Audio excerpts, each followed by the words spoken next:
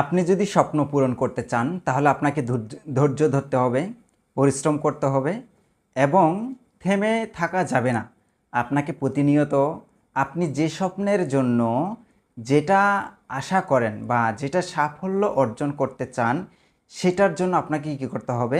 পরিশ্রম করে যেতে হবে, অধ্যবসায় করতে হবে।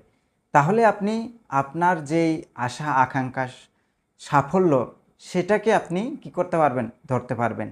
যদি আপনি স্বপ্ন দেখেন, আশা দেখেন, সাফল্য চান আর যদি আপনি ঘুমিয়ে থাকেন তাহলে কখনোই আপনার সেই আশা, সাফল্য, স্বপ্ন পূরণ হবে না।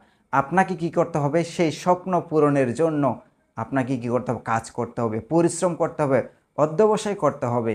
বসে থাকলে, শুয়ে থাকলে হবে না। আপনাকে অবশ্যই সেই চিন্তা অনুযায়ী সেই কর্মটা সম্পাদন করতে হবে। তখনই আপনি আপনার আশার আলো